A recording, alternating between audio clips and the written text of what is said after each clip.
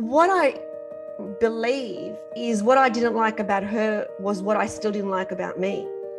That is the truth. What we see in others that we don't like is a reflection of us. Every single relationship gives us such a powerful mirror into who we are.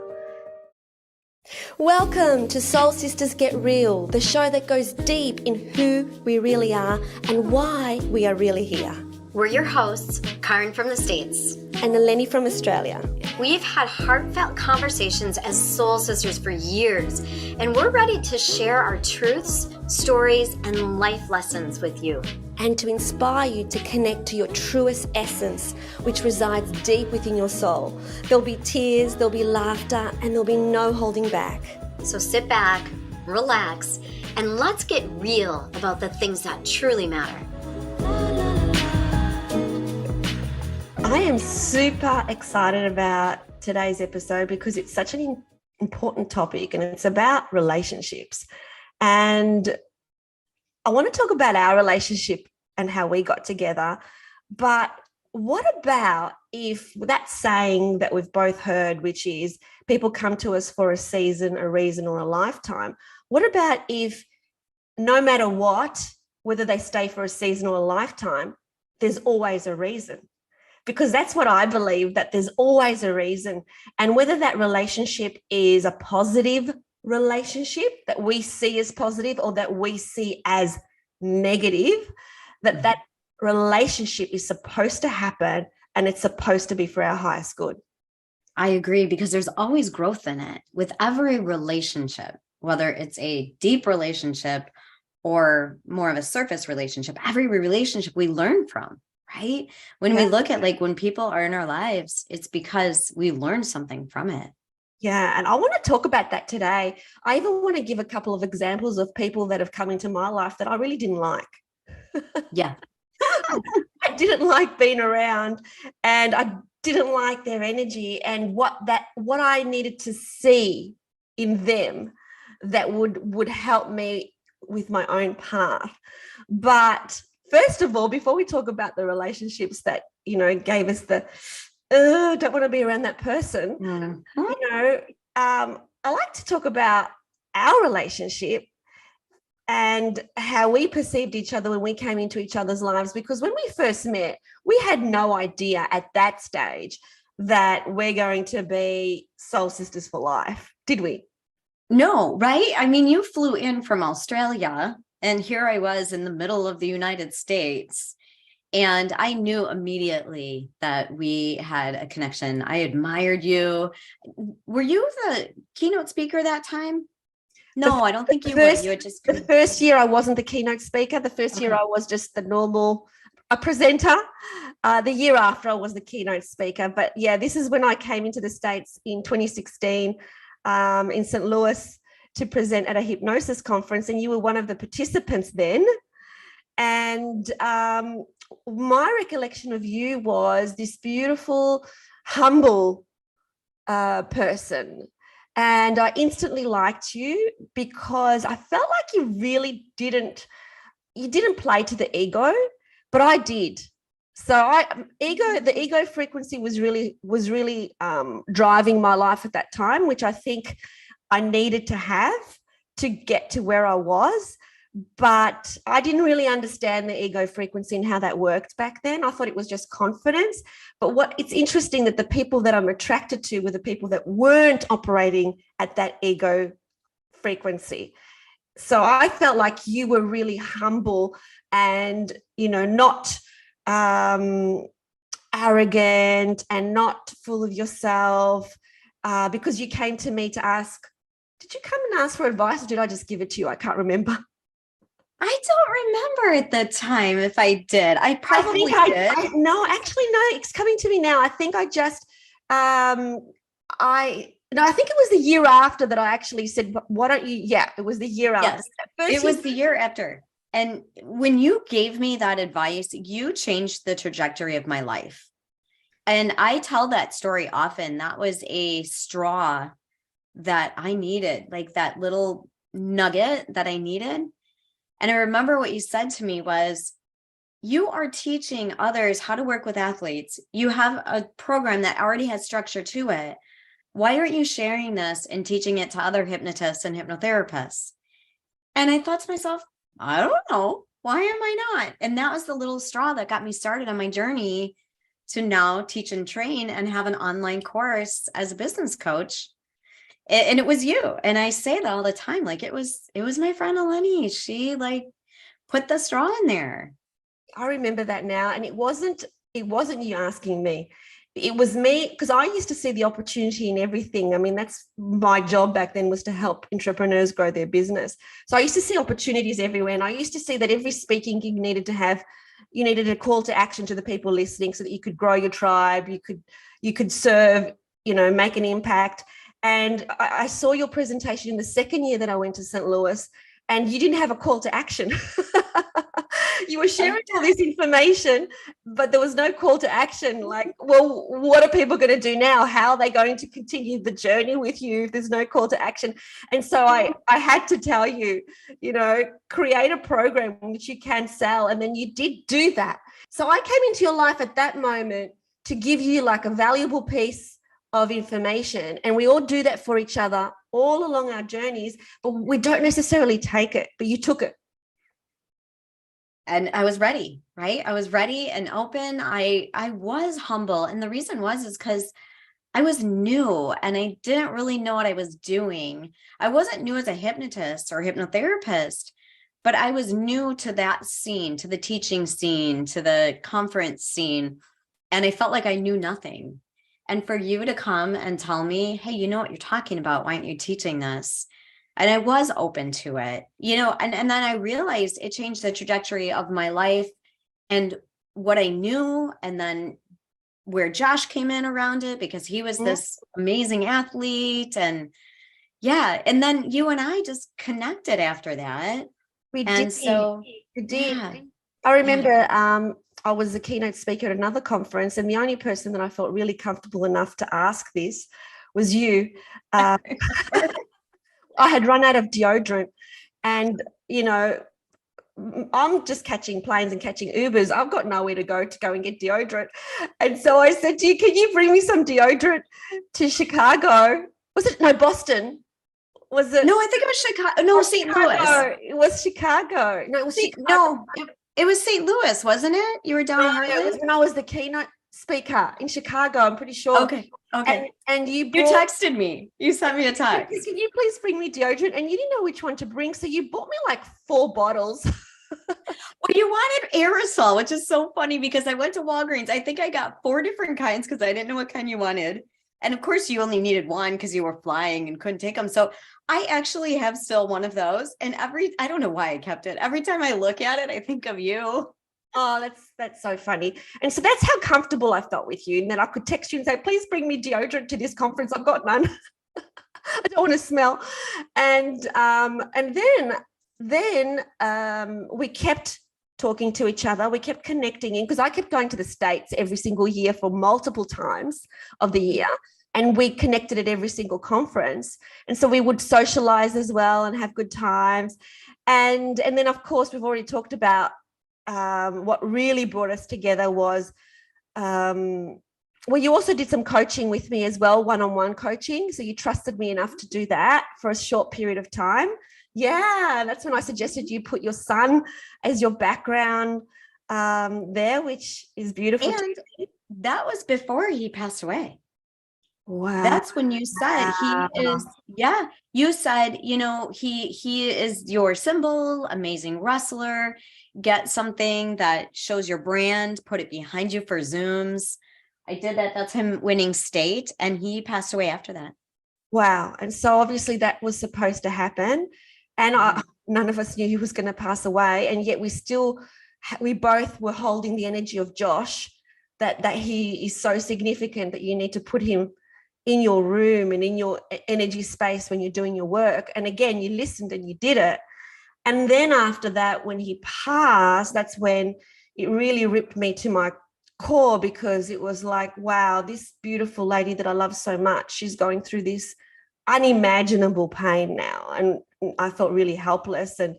And you were so like incredible with your ability to navigate through the situation. And we talked about that in the first episode. So if you've missed the first episode, please go back to that, because it's a beautiful story about how Caryn has really navigated the most difficult thing that could ever happen to any parent, which is losing their son. And then a year later, I lost my dad, and we talked about that in episode 2. And we were just connecting on FaceTime. And prior to COVID, we never connected on FaceTime because I was always visiting the States. But after COVID, and everyone's on Zoom, and we started getting used to having these online conversations, we wanted to connect because of what happened in our lives. And we loved our conversations because we would always talk about, you know, what was going on for our soul and for ourselves and our challenges. And then that's really how we decided that let's make these conversations public. And this is the origin story of Soul Sisters Get Real, which is real conversations that we would have anyway out in the public. But getting back to relationships, and you gave me the way that I work, what I believe about relationships is that it's never one way. Even when you think it's one way, it's never one way. With the energy, right? It's the give and take of the energy, or someone's giving too much or taking too much, and the best relationships, that soul connection, which is what we feel we have, is the give and the take and the back and the forth and the exchange of energy as an equal. It's balanced. It's balanced. And also, we don't get offended with each other. Like, just say, as an example, we agreed to meet and then one of us couldn't for whatever reason. It's like, there's just so much love and understanding. There's no, oh, no, you have to show up and you didn't show up. There's none of that, you know, codependency or expectation. You have your life, I have my life. We love getting together and connecting, but we don't expect things from another. Would you say that's true? Oh, absolutely. I think we're both so giving and forgiving in that. And what comes up for me is that's that space of, we've both learned to not be victims in our life, right? That's part of that opening up to loving everyone that we talk about all the time, is not being a victim. You're not doing it to me as a victim, right? It's just, it is what it is. And we're not judging, and we're just in the space of, okay, then we get to renegotiate it. Exactly. And so let's go on to the other side of the coin, because I find this the most fascinating. So I talked earlier about, there are people that come into our lives, and I have this belief that every person that crosses your path, and that person might just be for a minute, like they've said something, there's a reflection there in terms of what we do with that interaction. As an example, once I was at a bottle shop, I think, a number of years ago, and I was taking a little bit of time to pay. I can't remember why, but the man behind me, he just started yelling at me and abusing me. And when I walked away from that situation, I really felt sorry for him that he's that angry. And it was a self-reflection on me saying, oh, like, I didn't take that personally. I wasn't affected by that interaction. I really saw that as, so there was this reflection on me on, wow, a year earlier, that would have really upset me. So where have I come along in the journey? So it's these little mirrors that we see everywhere all along our journey. Yeah. And how do we spread the love when someone is like that to us? Because as you and I know now, is they are behaving like that because they're not happy, because they're miserable and they have something going on. So how do we share the love, right? It's just turning and smiling and saying, have a great day. And on that piece, I did want to mention is there have been people in my life that aren't just quick at the grocery store or the bottle shop, which I totally laugh because I don't know what a bottle shop is. But what do you call a place where you sell alcohol? Oh, a liquor store. Okay. I was just imagining, and maybe that is a bottle shop. So I was intuitively I love right. it. It's another thing I love about our conversations is these little words. Like the other day when I said to Siri, hey Siri, turn the torch off, and you laughed your head off because you went like, how is there a torch in your phone? And I never heard that. You call it a flashlight, we call it a torch. How funny. Yes, I know, it's totally funny. And then sometimes people are in your life and they continue to show up in your life, whether it's, so here's an example of someone that I was on a trip with, and it was a group trip, a group tour. And then it just was something, it's karma, right? Just something did not resonate with me. And I work really hard at being non-judgmental. So it's not about judging someone. Like, I don't like them because I don't like how they look, or I don't like whatever. It's just the energy you feel, right? Yeah. And it's like, ooh, like there's some karma there. And I don't know, obviously it came from another life or another time. And you feel the energy, and then they show up in your life again for whatever reason. And then you see them somewhere else for another reason. And it's working through that and just realizing that, you know what, they are also a loving soul. And if they aren't resonating with me, it's probably from some kind of karma. And that's my job. Like you said, that's my learning. That's my lesson. What is coming up for me and why? And how do I get to be open and loving, even though I'm feeling the energy? Yeah. And it is challenging, but it's one of those muscles that the more that we use that muscle, the more we can do it. That's what I believe. At the beginning, it felt really difficult to send love to someone that really just like, oh, just something about that person, I just don't like being around them. Yeah. But the more we send love to the people that we find the most difficulty sending love to, the more our heart opens, the easier it is to do that. Mm-hmm. I have an example too, where I had a colleague, and something about her, it just irked me, just her presence, being around her. And yeah. Now that I reflect back on that, what I believe is what I didn't like about her was what I still didn't like about me. That is the truth. What we see in others that we don't like is a reflection of us.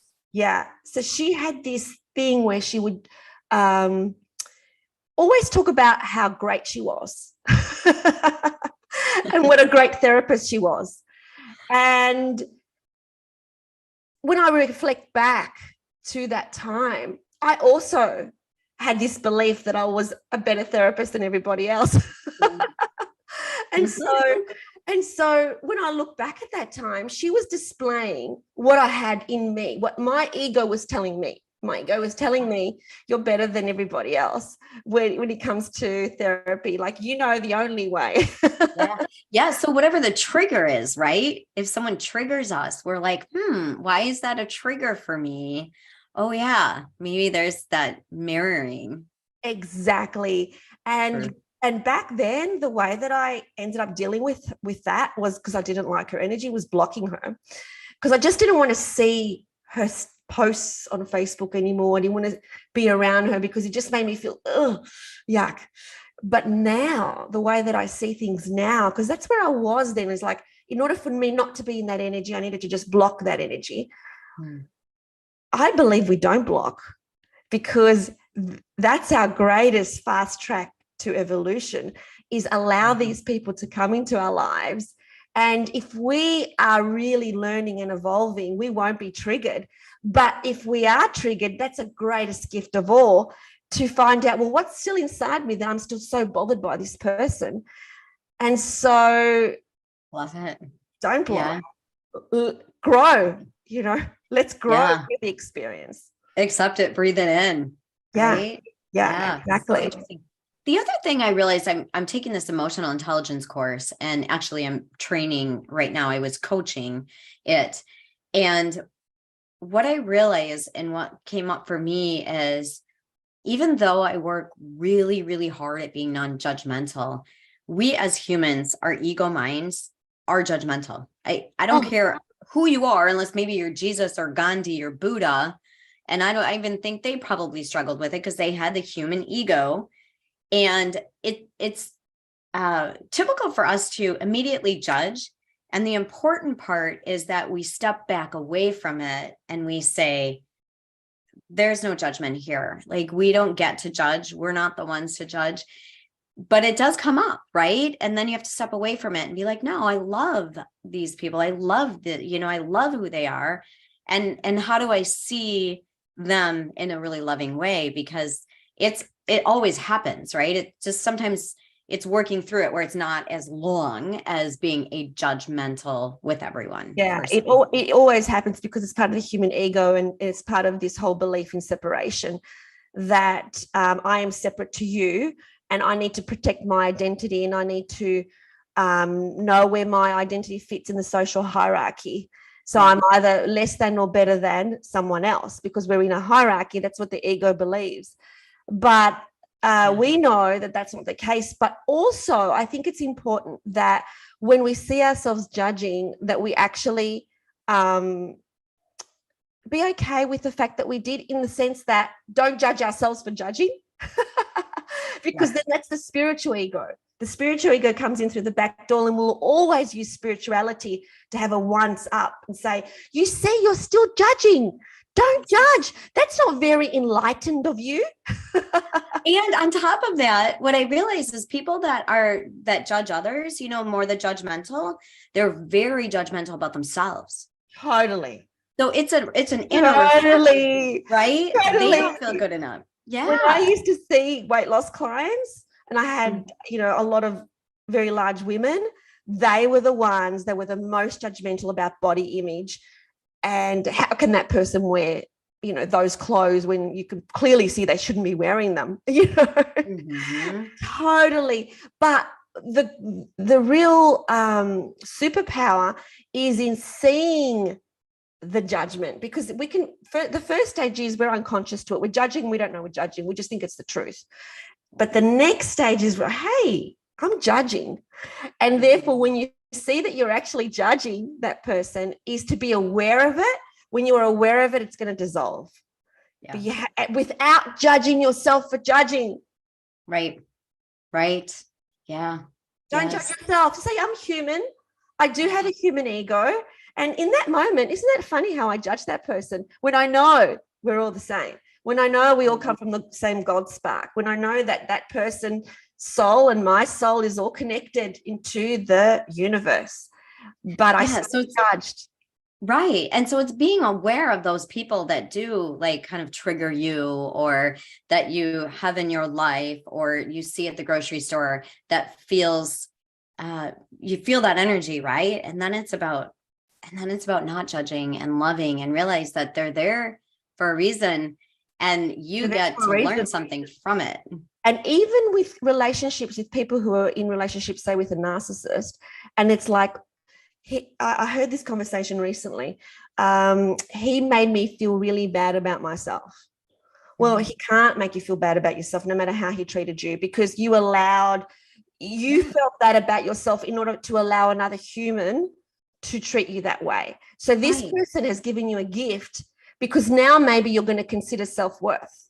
Right. And no one has the control over you. No one has the power to make you feel any way. Like no one is that powerful to make you ever feel any way at all. Yeah. And that's why, exactly, Caryn. And that's why on Insta, there's a lot of posts about narcissism, about these are the red flags and these are the green flags. They really irk me, those posts, because all these people are playing a beautiful role. They play a role.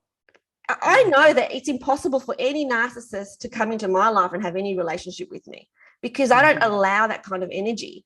So if you allow that kind of energy, there needs to be self-reflection. Is, well, why do you think that you deserve to be treated like that? And so if that person has come into your life, it's an opportunity to really do some self-reflection and think, okay, what do I really believe is my worth? Yeah, absolutely. And that is part of that self-actualization, because depending on personality styles and whether you're a giver or a supporter, or, depending on that, for some people, it's hard to choose themselves. And that is about knowing your worth and choosing yourself, and choosing not to tolerate behaviors or the way others treat you if it's that type of, person. So yeah, exactly. it is about just knowing who you are and knowing your worth. And if you don't, like, go do what you need to do to, like, figure it out and love yourself. Yeah. But in the meantime, every single relationship gives us such a powerful mirror into who we are. And even with my son, before he had his girlfriend, he's a very logical person. And he asked me, Mum, what are the benefits of having a girlfriend? Like, do I really need one? I remember that. Yeah. And one of the reasons that I gave him was that it's the best way to learn about yourself is to be in a relationship. Because what better way? Yeah, because it triggers you and it stretches you. And that's the only way we grow, right? Yeah. Is to be triggered and stretched by other people. If your life is just easy and whatever, we don't grow. How do we know who we are unless there is a relationship? This is the reason why Source, God, created this magical experience on earth, because God could not experience itself without having a different expression of itself. And so that's how this whole earth experiment started. Right. And so relationships is where the power is to really, really, really work out who we are. Yeah.